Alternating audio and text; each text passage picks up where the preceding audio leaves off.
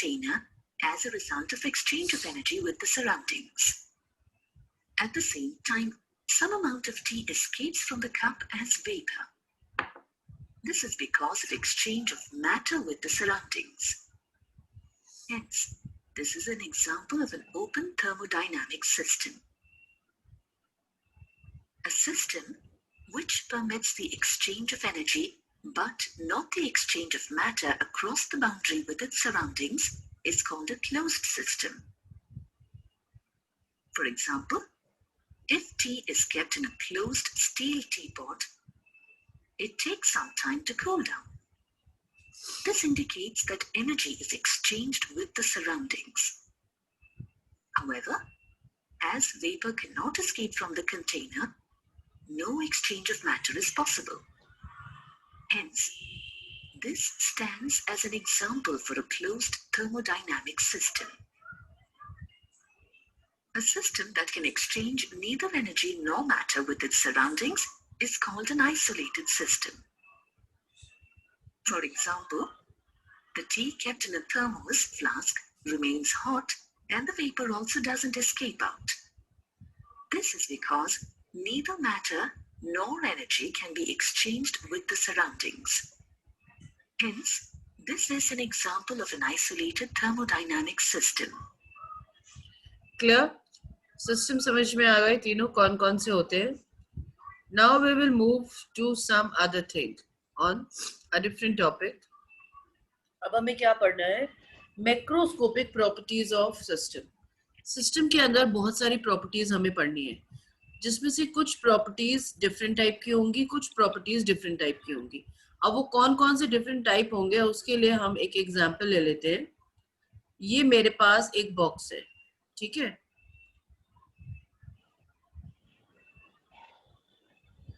ये एक कंटेनर है, एक बॉक्स है.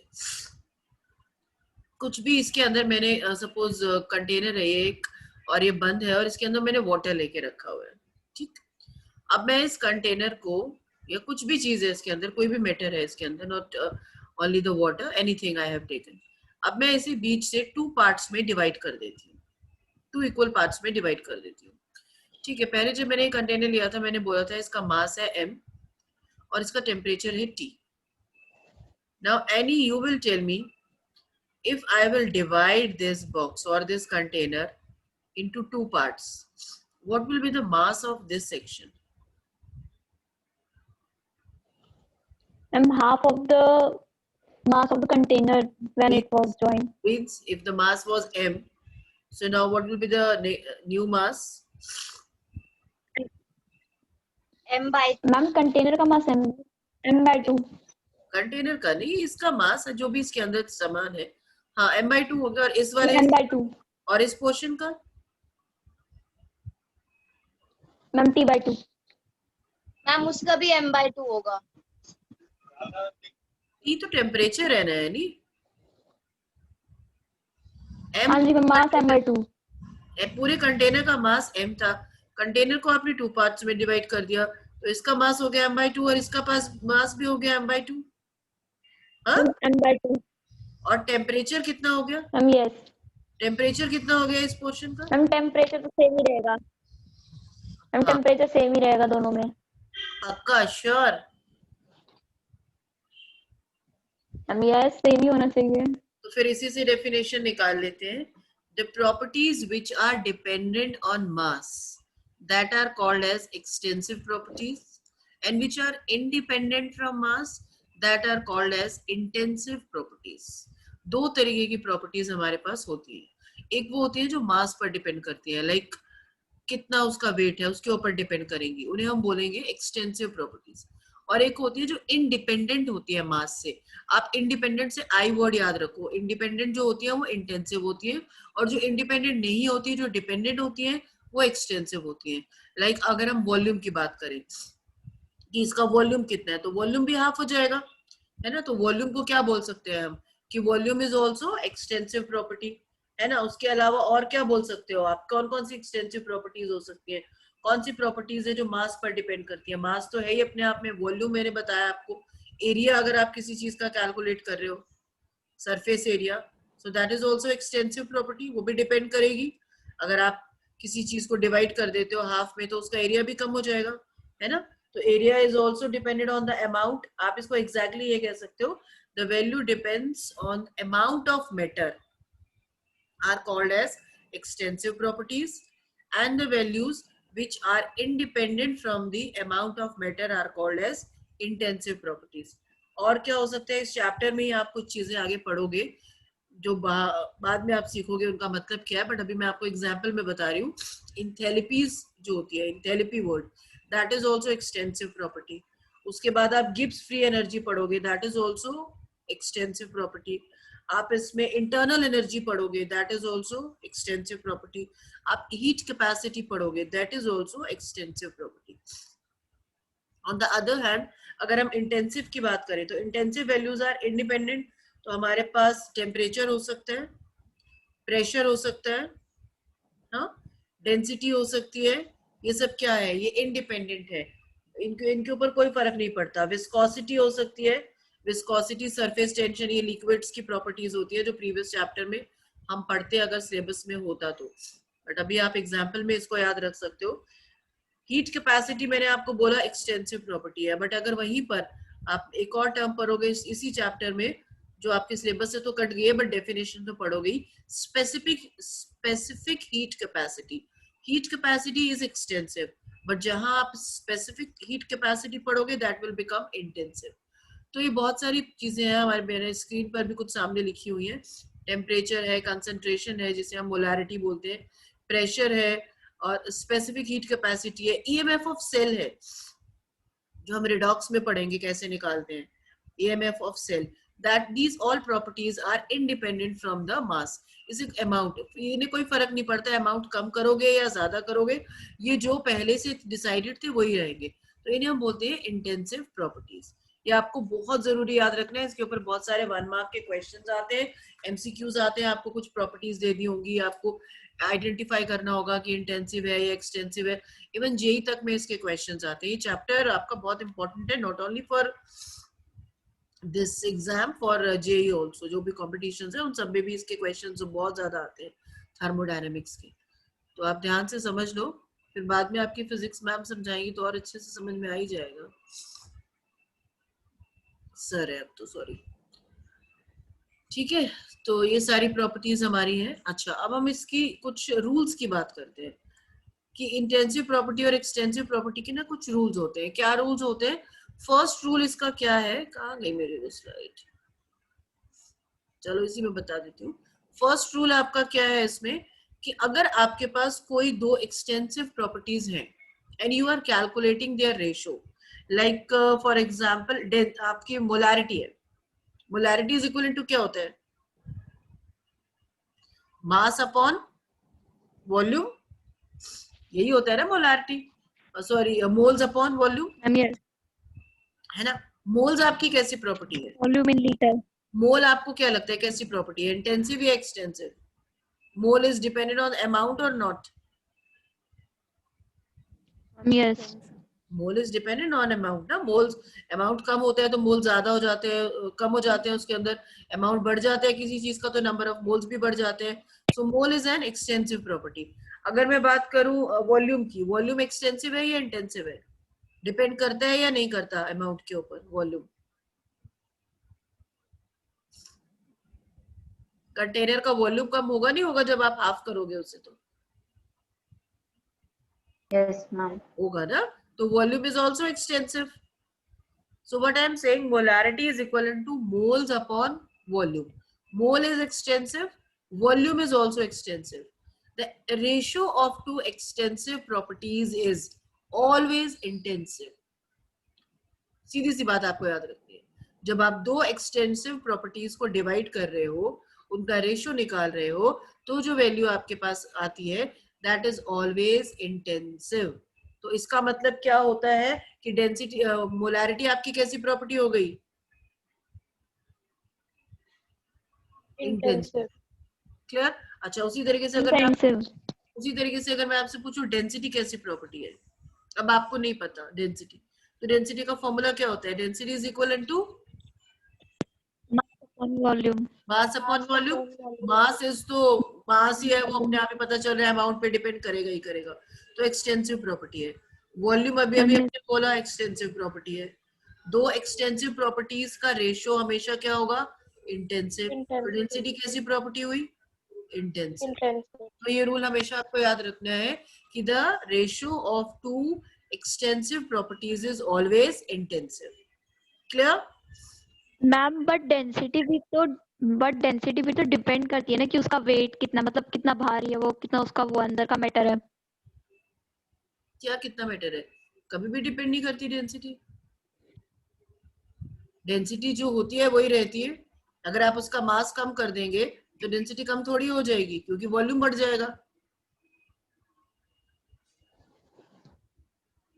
जब आप मास कम कर देंगे किसी चीज का तो वॉल्यूम बढ़ जाएगा, और डेंसिटी कभी भी चेंज नहीं होगी उसकी।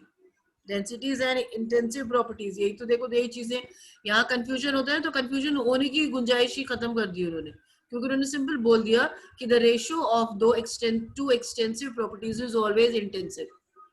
वो बन किससे रहा है? मास अपॉन वॉल्यूम से। तो इसका मतलब सिंपल सी सीधी सी बात पता चल जाती है हमें कि वो इंटेंसिव है। फोर्स की अगर मैं बात करूं, force is what? Mass into acceleration, है ना? Mass into acceleration. मास इसमें क्या है हमारा? एक्सटेंसिव, है ना? Acceleration is also extensive.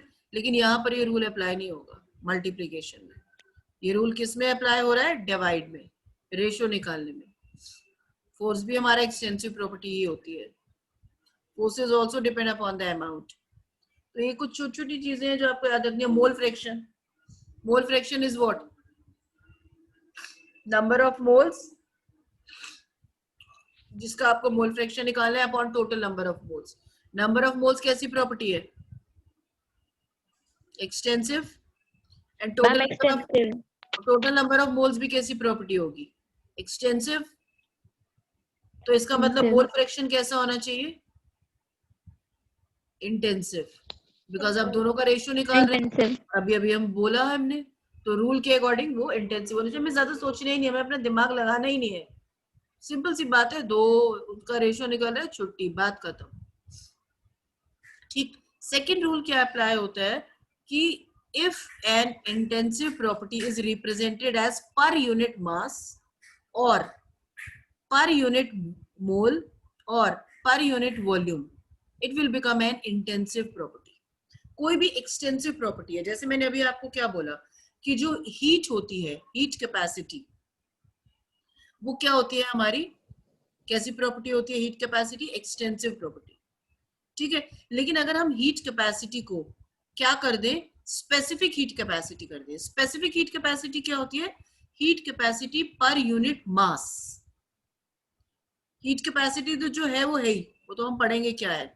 और अभी भी आपको बोल रही हूँ कि आप उसको ये याद रखो कि हीट कैपेसिटी एक्सटेंसिव प्रॉपर्टी है। और स्पेसिफिक हीट कैपेसिटी क्या होती है? हीट कैपेसिटी पर यूनिट मास। कोई भी एक्सटेंसिव प्रॉपर्टी जब पर यूनिट मास होगी तो वो इंटेंसिव हो जाएगी। तो स्पेसिफिक हीट कैपेसिटी क्या हो गई हमारी उस हिसाब से? इंटेंसिव। क्लियर? पर यूनिट मोल अगर है तो भी इंटेंसिव हो जाती है। अभी मैंने क्या बोला कि हीट कैपेसिटी क्या है हमारी? एक्सटेंसिव। लेकिन मोलर हीट कैपेसिटी क्या होता है? हीट कैपेसिटी पर यूनिट मोल। तो पर यूनिट मोल है अगर वो, तो इट मींस मोलर कैपेसिटी भी क्या हो गई हमारी? इंटेंसिव। तो जहां पर भी हम पर यूनिट लगा देंगे, पर यूनिट मास या पर यूनिट मोल या पर यूनिट वॉल्यूम, तो अगर प्रॉपर्टी एक्सटेंसिव भी है तो वो इंटेंसिव बन जाती है। This is the second rule. समझ में आई बात? ऐसे बहुत सारे एग्जाम्पल आप पढ़ेंगे। इंथैल्पी जो होती है वो एक्सटेंसिव होती है, बट जब आप मोलर इंथैल्पी की बात करोगे तो वो इंटेंसिव हो जाएगी। इंथैल्पी इंटेंसिव, मोलर इंथैल्पी आपकी सॉरी इंथैल्पी एक्सटेंसिव, और मोलर इंथैल्पी क्या हो गई? इंटेंसिव। इसी तरीके से आप पढ़ोगे गिब्स फ्री एनर्जी, एक टर्म गिब्स फ्री एनर्जी होती है एक्सटेंसिव, बट जब आप मोलर गिब्स फ्री एनर्जी पढ़ोगे, यानी गिब्स फ्री एनर्जी पर यूनिट मोल, तो वो आपकी क्या हो जाएगी? इंटेंसिव। तो ये सेकंड रूल आपको याद रखना है। Third rule, intensive properties are non additive मतलब उन्हें ऐड नहीं किया जा सकता. Whereas extensive properties are additive. वैसे तो इसका कोई एग्जैक्ट एग्जाम्पल मेरे पास नहीं है, बट फिर भी एक छोटा सा एग्जाम्पल देती हूँ. सपोज ये आपके दो कंटेनर्स हैं, ठीक है. इसका मास है m, इसका मास है m. अब मैं पूछती हूँ इन दोनों का मास कितना है, तो आप क्या बोलोगे? सपोज इसका मास m1 है, इसका मास m2 है. अब मुझे टोटल मास चाहिए, तो आप क्या बोलोगे कितना है मास? M1 plus M2. m1 plus m2. तो ऐड कर दिया हमने. मास हमें पता है एक्सटेंसिव प्रॉपर्टी होती है, ऐड हो गई. अब इसका टेम्परेचर है T1 और इसका टेम्परेचर है T2. तो टेम्परेचर कितना हुआ दोनों का? Total. हाँ. T1 plus T2. नहीं, ऐसा नहीं होता. हम टेम्परेचर ऐड नहीं होता कभी भी. तो तो अलग ही रहेगा फिर. Temperature is intensive. वो इंटरडिपेंडेंट है फ्रॉम द अमाउंट, तो उसको आप ऐड नहीं कर सकते. ऐसा नहीं है कि आपने दोनों को ऐड कर दिया और आपको टेम्परेचर पता चल जाएगा. टेम्परेचर और कुछ फैक्टर्स पर डिपेंड करेगा, ये नहीं कि ऐड कर दिया आपने. तो यही चीज है कि intensive properties are non additive, उन्हें ऐड नहीं किया जा सकता. But extensive properties are additive. Simple सी बात है, जब वो सॉरी, जब वो अमाउंट पर डिपेंड ही नहीं कर रही, तो इसलिए उनको ऐड भी नहीं किया जा सकता. क्लियर? तो ये कुछ चीजें हैं, कुछ कॉमन टर्म्स. अभी और भी कुछ कॉमन टर्म्स है, थोड़ी और भी, बट एक ही दिन में मैं सारी करा दूंगी तो कंफ्यूज हो जाओगे. अभी आप इतना ही करो. अभी हमने क्या देखा कि thermodynamics is what? The exchange of energy is called as thermodynamics. और the topic on which we are studying, that is our system, except that is surrounding. System plus surrounding is equivalent to universe. Systems are divided into three categories: open system, closed system, and isolated system. Open system where there is exchange of heat and matter. Closed system where there is change in heat, but there is energy, you can say, but there is no exchange of matter. An isolated system where there is exchange in energy also. There is neither change in energy nor exchange in matter. After that, we have started the macroscopic properties of system. These properties which arises due to the bulk properties of the system are called as macroscopic properties, and these are divided into two types: extensive properties and intensive properties. Extensive properties are the properties which are dependent on the amount of the matter. For example, mass, volume, heat capacity, and so many others.